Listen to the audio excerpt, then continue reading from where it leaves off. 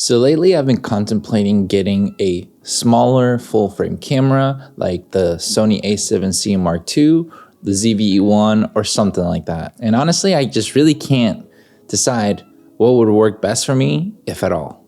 How's it going, everyone? This is Kevin. Today I want to bring along with me to go through my thought process of what camera would make sense for me for a compact full frame camera today. So let's jump right into it.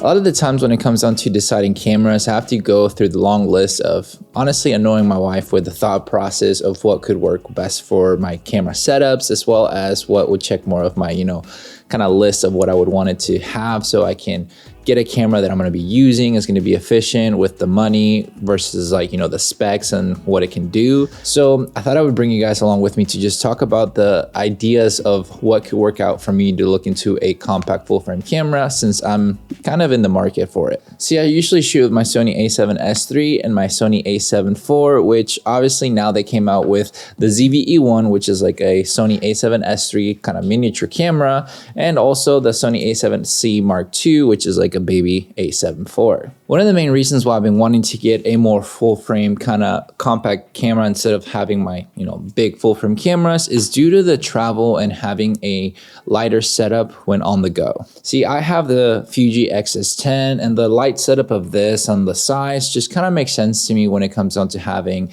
a camera that's pretty good to go on the go for your vlogging type of things when traveling. I don't really use that one for this, but the idea of it, sometimes I use this honestly for more of a C cam when I need to have a different type of angle, and it works out nicely. I like the little kind of setup of my Fuji X-E4 because it's just so light and compact that I bring this with me to create more often than not, just for capturing some, memories or whatever for photography when I want to just bring something light versus my full frame setup. The reason why I haven't had much of a thought of need to get a compact full frame body type of camera is mainly because there's no good lenses for them.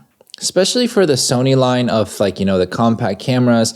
They look great on paper. They can do quite a bit for what they are. Obviously, there's always going to be some overheating issue apparently, with most of their cameras because of the compact body. So the, letting go of the heat is a little bit harder, so it's kind of sucks. So that's the idea of them, that they kind of are good on paper, but obviously depending on what you're using them for might not be, which is where I kind of go back and forth in my head about if it's worth it. But then I started thinking about the sizing of the lenses, and it doesn't seem that Sony has an idea of what they're really doing when it comes down to doing compact bodies, because if you have compact bodies for full frame but not the glass, it kind of contradicts what you're trying to do, because if I still have to use my full frame lenses when it comes to the compact bodies, it's still a big setup. For me, having a full frame kind of lens that would be like this, let's say for a zoom range where I can do like a 16-35 that's this size for a full frame, well, makes more sense. I'm not saying it's going to be that small because it is full frame, but it does need to bring something like that to the table so that people are more enticed to get that. And that's what's been kind of stopping me from getting a Sony ZV-E1 when it came out, and now even doubting the Sony A7Cii Mark II. So my thought process is, obviously, I'm going to have to think about which one would make more sense when it comes down to those compact bodies and find a lens that makes sense for the size of it so that I'm not overdoing it, because I can't use my 35-150 or even my 20-40 as much as I would like with those bodies, because they're pretty big glass compared to most others. The 20-40 by Tamron, a little bit more doable, but it's still a little bit of a chunky boy compared to the body size of the other camera. So to me, the more thought process would be, there is the, I think it's like the PZ 16-35 f4 that has internal zooming from Sony, which it looks good enough that it could work out because it doesn't zoom out. So that's what I kind of keep thinking about, that if I'm going to go with that route, that's probably the lens to go. But if you have any other recommendations that can make more sense, I've owned the Tamron 17-28 and it's not a bad lens, but I do want to have like a 35 range. That's what the 20-40 Tamron kind of worked out for me whenever I went with it, just so you have a little bit of a background idea. For me, between the ZV-E1 and the A7Cii Mark II, more into the details of what I would get if I would get one of them is where it kind of starts becoming a little bit more interesting. I like the ZV-E1 because it's like a Sony A7S III. You have a lot of great video features, obviously with like the firmware update that they give you 120 frames per second and 4K and everything. It's pretty cool because you do have a very powerful camera. You have that little tracking of like the vertical mode or whatever it is so that you can crop in camera and everything like that, which is kind of cool. It works out if you're doing a lot of social media content, which I tend to do, obviously, hence why we're here. But now for me, the main thing that it's a setback is that there's no mechanical shutter in that camera because of the size of it. So if you want to do even a remotely a bit amount of photos, it's not the most ideal, but I guess you can do a good amount of photos with it. It's just not going to be the most obviously hybrid, which is something that I have to kind of contemplate. And that's what the Sony A7C Mark II comes in check. See, if I start checking the list with it, obviously it's a good hybrid camera. You can do good video, that's enough.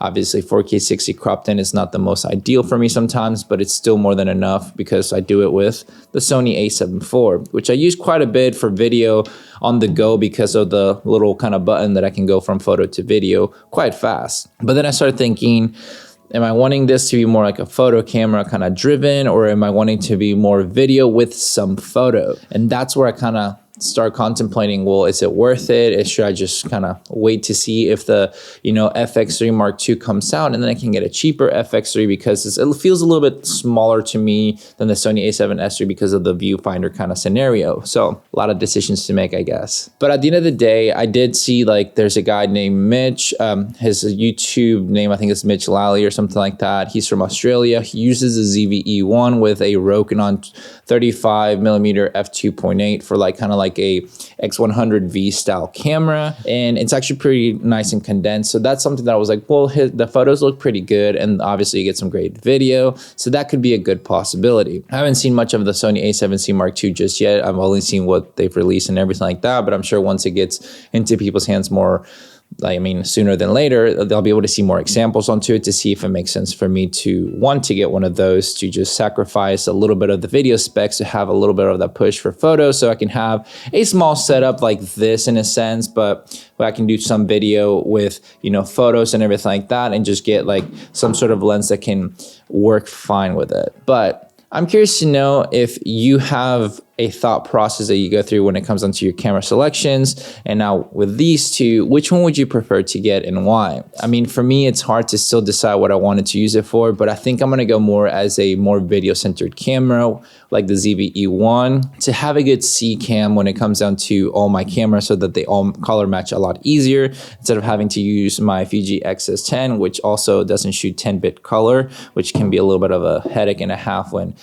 color grading and matching everything. So ultimately, which one would you pick of these two cameras and why? I'm curious to know because maybe it'll help me out to decide what I would pick better when it comes down to these cameras. Even though they're not my A choice of cameras, it's something that I know I'll use eventually later on in the year once I decide to get it, to see what comes of it, and hope for the best to see if there's any more type of smaller lenses that full frame will come out with and stuff like that, so that Sony or Tamron or somebody brings that to the table to be able to be used with those smaller compact full frame bodies. But yeah, that's all my thought process when it comes down to getting these cameras. I thought it'd be kind of fun to just bring you guys along to see my thoughts about it, because maybe you're the same way as I am, or maybe it'll help your decisions to see what could work out best. But seeing these two cameras that have relatively close in price range and with the specs ratio that makes sense. I mean, they're pretty much both 2200 or whatever it is, so that's what makes it harder to decide which one to get. So this is my good old rambling thought process when it comes down to getting a camera,